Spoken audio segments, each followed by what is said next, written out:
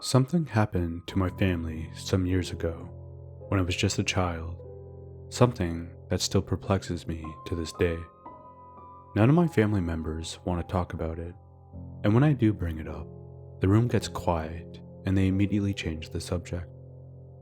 Sometimes I doubt it really happened, but the looks on my parents' face tell me it was real, not a false memory. Especially when I think about what my father went through. So, if my family won't talk about it, maybe writing it down here will finally help me make sense of it.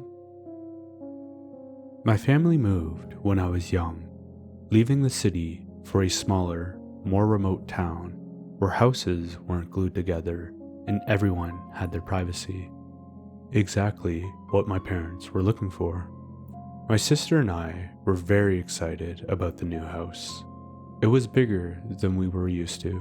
The backyard was enormous, and behind the house was a large, lush forest. The moment we arrived, my sister, my dog, and I went outside to explore while my parents and the movers finished bringing our things in. When we were outside playing, we decided to take a look into the forest.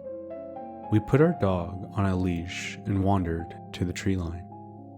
As I peered into the depths of the trees, an eerie feeling came over me, settling like a weight on my shoulders as my eagerness to explore faded. There was something about those woods that made me hesitant to take a step inside. However, my sister didn't seem bothered, so, as her older brother, I decided to go in. Before I could, though, my dog yanked me back, tugging at his leash and growling, which was unusual behavior for him. I thought it strange and I tried to coax him forward, but he resisted with all his might. Before I could understand why he was being so stubborn, our parents called us in for dinner. Throughout that week, when playing outside, I kept my distance from the forest. I decided to trust my dog's instincts. If a ball or a toy got too close to the tree line, my dog wouldn't go near it, forcing me to retrieve it for him. When I did get close to the forest, I would feel my chest tense up and my heart would beat faster and faster. Once, my sister threw the ball and it landed in some of the bushes. She began to run towards it, but I stopped and told her I would fetch it instead. I walked to the tree line and kept a safe distance, staying as far from the trees as I could while I searched for the ball. I finally found it, feeling relieved that it hadn't rolled deep into the bushes and was easily reachable. I got on my knees and stretched out my hand for the ball. As I grasped it in my hand, something violently grabbed my arm with an iron grip. I started flailing, pulling, and yelling as whatever was holding me wouldn't loosen its hold in the slightest. Then my mom bolted out of the house and towards me. As she neared, the thing gripping me let go and I tumbled backwards. My mom bent over to help me, and through my sobs, I told her something had grabbed me. Her face went from confusion to fear as she examined the red marks on my forearm, shaped like a hand and fingers. She took hold of my hand and ordered all of us to go back inside. As we walked, she kept glancing back, as if checking whether something was following us. From that day, my parents prohibited us from going near the forest. I did not protest. In the weeks that followed, we didn't go near that forest. Every now and again, we'd hear twigs cracking or something rustling in the bush. Each time, we'd stare, searching for whatever made the noise, but nothing ever showed itself. When I peered into the abyss that was the forest, I would feel like it was staring back. One day, as my sister, my dog, and I were outside, we heard a scream coming from the woods. We stopped what we were doing, my dog's head cocked to the side, and we waited. Then another yell blasted through the trees, a cry for help, and then terror flooded through me. It was my mom. Without thinking, I leapt into the forest to find my mom. As I entered, I can hear my sister yelling and crying, my dog barking repeatedly and aggressively. I pushed through the bushes and trees as fast as I could, flicking branches out of my face. I ran blindly, calling out for my mom, until I realized her screaming had stopped. I stood in place, listening to the noises of the forest, the rustling of the leaves, the snap of distant branches, and an unfamiliar hum. The hum started low, almost too faint to hear, but it grew in intensity as I listened, as if something was getting closer and closer. Then something grabbed me from behind, lifting me into the air. I thrashed and screamed, trying to break free until I heard a familiar voice. It was my dad. Relieved, I realized he was trying to get me back home, but I told him we couldn't leave without my mom. Yet my dad assured me that she was in the kitchen making lunch. She wasn't in the forest. My stomach dropped. What had I heard if it wasn't her? He took my arm and guided us out of the forest, where my sister and mom greeted us with frightened hugs. After that incident, my parents forbade us to go into the forest for any reason. If there were any need to go in, we had to get one of them. I had never seen my parents so worried. A couple of nights later, we were having one of our family movie nights. Popcorn, snacks, the four of us on the couch, when we heard a knock on the back door. We all looked at each other, fear emanating from all four of us. Not knowing how to react, we paused the movie and waited in silence. Then a louder knock echoed through the house. Someone was in our backyard.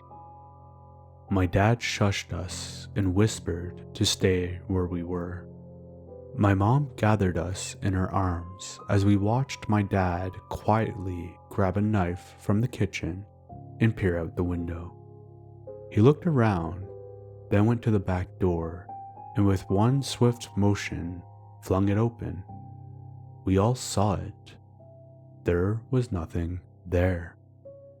My dad turned on all the lights outside, but there was still nothing to be seen.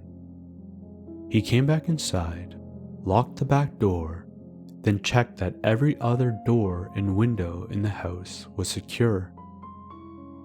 We eventually returned to the living room, where we stood in silence with the occasional whisper from my parents.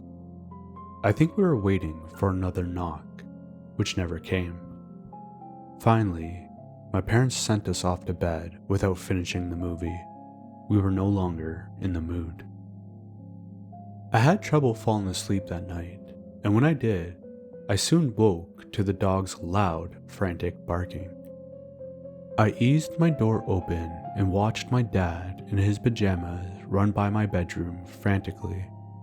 He darted down the stairs and out to the backyard. I crept into my parents' bedroom, where my mom stood staring out the window, hands over her mouth, her eyes fixed on the forest. When I reached her, I tugged on her shorts and she jolted at my unexpected presence. She apologized and held me. I asked her what was happening, and she told me my sister had walked into the woods. Apparently, my dog started barking at the window, and when my dad got up to check, he saw my sister walk into the forest. Terrified, I asked my mom how my sister opened the door as it was child-locked. Even I had issues opening it. My mom shrugged and told me she didn't know. Then we saw my sister walk out of the forest.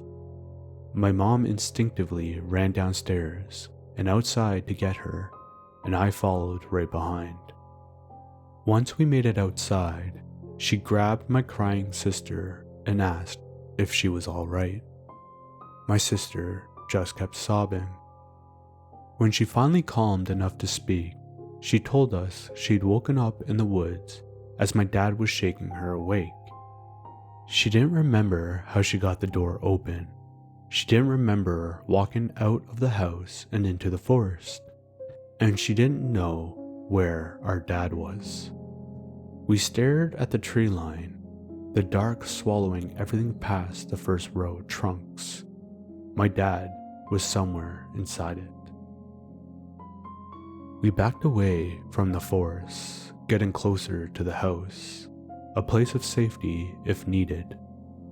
As we were giving up hope, my dad rushed out of the forest and yelled at us to get inside the house.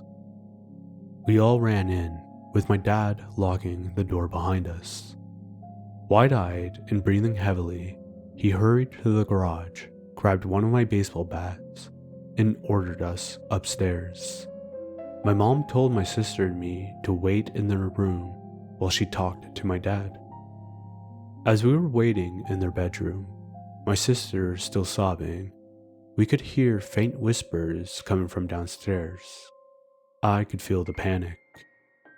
I walked over to the window and stared at the forest. I don't know what I was looking at, but my eyes refused to look somewhere else, as if hypnotized. I broke from my trance as my mom gasped at the sight of me. She pulled me from the window and drew the blinds. She told us that we should stay away from the windows and that we'd sleep in her room that night while my dad took the couch downstairs. Believe it or not, I fell asleep quickly, most likely due to the comfort of laying beside her and being in their bedroom. However, I woke up early in the morning and my sister and mom were still asleep. I got out of bed and made my way downstairs.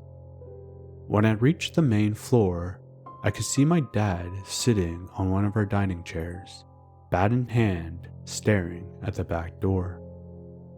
As I walked behind him, the floor creaked under me and my dad turned around with the bat cocked back, face filled with terror and fury. When he saw it was me, his expression shifted from fury to worry. He dropped the bat and hugged me. We went to the couch, sat down, and I fell asleep on his lap. I woke up to my parents talking, and I pretended to still be sleeping because I wanted to eavesdrop on their conversation. I caught enough to understand he'd witnessed something awful in the woods, and that he'd seen the same thing outside during the night. My dad wept as he told this story. I'd never seen him cry. When they realized I was awake, they acted as if everything was fine, my dad wiping his tears. That day, we packed up and stayed with some relatives, as my parents sold the house and we moved back into the city. My family hasn't talked about those weeks at that house since. As I already said, when I bring it up, my parents refuse to speak of it and cut the conversation short. But what bothers me the most is what happened to my dad. He knows more about what grabbed my arm, what screamed in my mom's voice, and what lured my sister into the forest. Whatever it was, it made my dad the most terrified I've ever seen, enough to bring him to tears. Your support keeps the darkness growing. Like and subscribe, and I'll make sure the next story horrifies you. Until next time, if you dare.